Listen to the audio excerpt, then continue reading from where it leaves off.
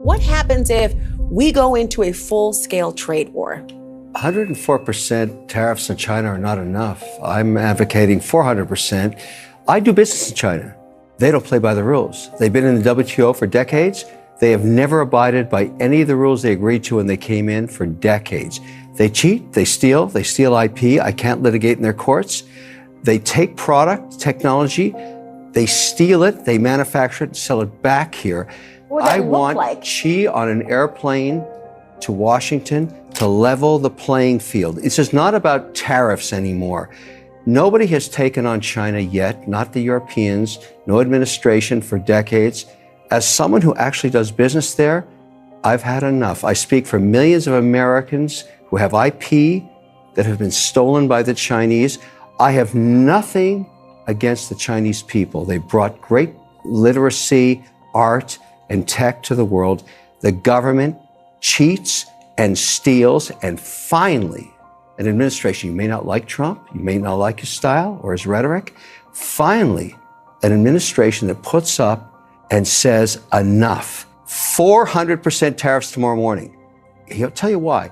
Xi can only stay the supreme leader if people are employed. If we wipe out any business there, because we are still 39% of all consumables on Earth and 25% of the world's GDP, America is the #1 economy on Earth with all the cards. We will not have that forever. It's time to squeeze Chinese heads into the wall now. 400% tomorrow morning, Xi's on an airplane to Washington to cut a deal. Moving manufacturing back to the U.S. takes a long time, but I'm still focused on two aspects. I mean, you have to differentiate the tariffs negotiated between countries, because the Eurozone just 48 hours ago said something remarkable. For the first time in decades, we're willing to go to zero on zero. That means they open up all markets to all products, all services. That's a huge win. So forget about Israel or Thailand or Cambodia. We're talking about one of the largest economies on earth saying, okay, we get the joke. You want to sell cars? You want to sell a Corvette in Berlin? We're okay at zero. We've never had that before. So let's call that a huge win. We haven't done the deal yet, but let's get the German people over here to start negotiating that.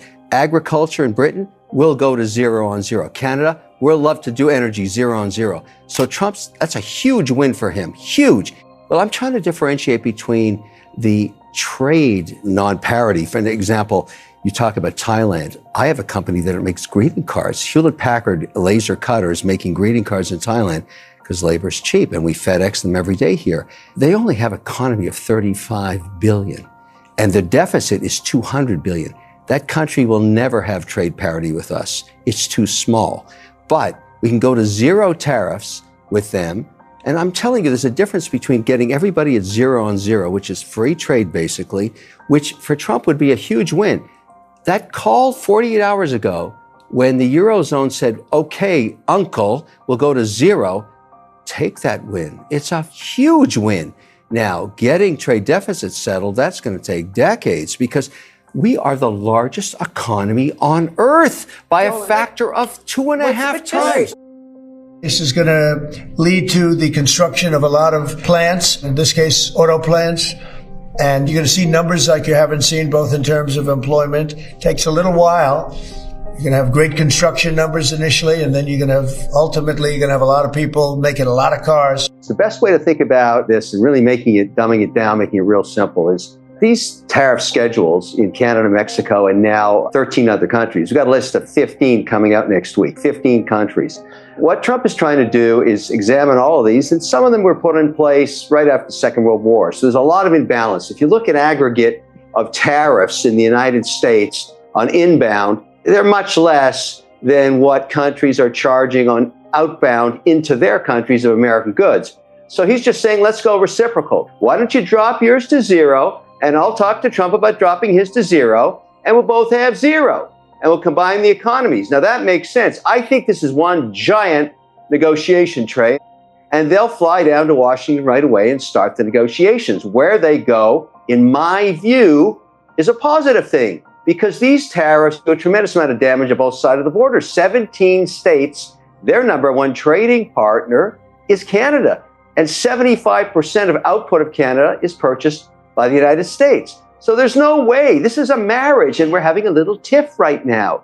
A little, difficult time in a long 100-year marriage. That's exactly what it is. The state of the world, which equity prices depend on, is completely in flux and has been radically changed. Most investors think for the worse. That's why prices are down. The question, of course, is whether they're down too much, just right, or not enough. And almost nobody can say. How do you start to even measure something like a potential paradigm shift, like the tariffs that were announced earlier this week? First of all, of course, measure is the wrong word because that suggests some quantification, which is impossible. There's nothing to measure. But how do you gauge? How do you think about the changes? And, this is the biggest change in the environment that I've seen probably in my career. We've gone from free trade or world trade and globalization to this system which implies significant restrictions on trade in every direction and a step toward isolation for the United States. I believe that the last 80 years since World War II have been the best economic period in the history of mankind.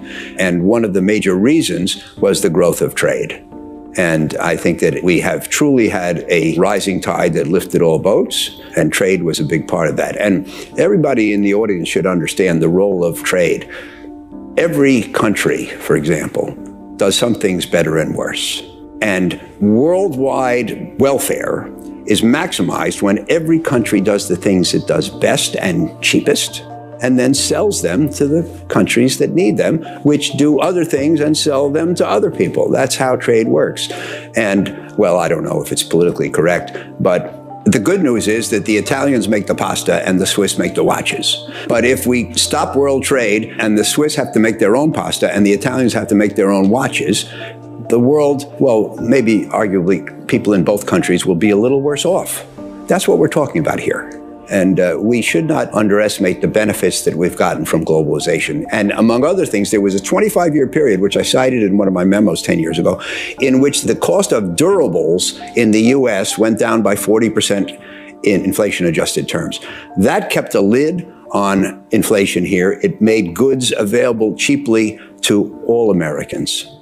If we don't have world trade, we don't have that benefit. And, the tariffs are designed to encourage production at home. But who could imagine that most things produced in the United States will be as cheap as they are coming from abroad? In other words, things will cost more. There were financial benefits from globalization, including keeping a lid on inflation. And, if we hadn't bought our TV sets and appliances from abroad in that 25-year period at declining prices, what would inflation have been? And the answer is considerably more, maybe not 2, but maybe 3, 4, 5. And so tariffs are an increased cost. Somebody has to pay them. And, most people think the consumer will pay them. There's some possibility that the importer or the exporter will pay them, or the government of the exporting country. But it's an increased cost, the proceeds from which will go to the government. And, will society be better off as a result? Stocks have delivered an average of 10% a year for the last 100 years, but not when the PE ratio was 19. And the PE ratio today is probably 19. The average return has been 16. So we can say that when the PE ratio averages 16, the return averages 10.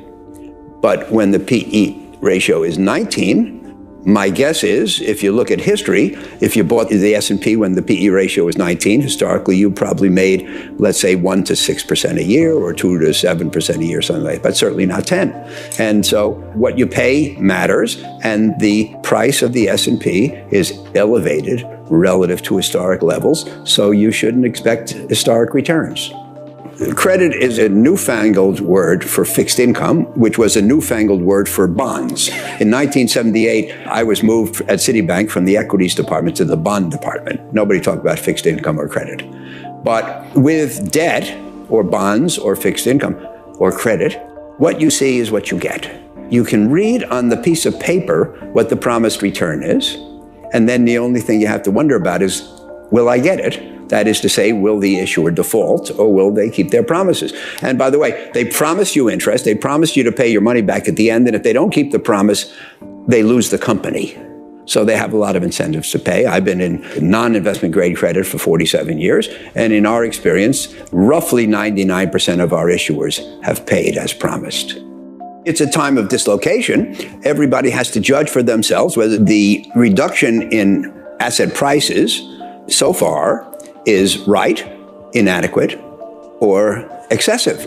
If it's excessive, you should jump in with both feet. If it's inadequate, you should wait until things adjust further. And it's impossible to make that judgment qualitatively. You used the word measure before. I pushed back a little bit. There's no place you can look. There's no analysis you can do to determine whether today's asset prices are right for the environment ahead.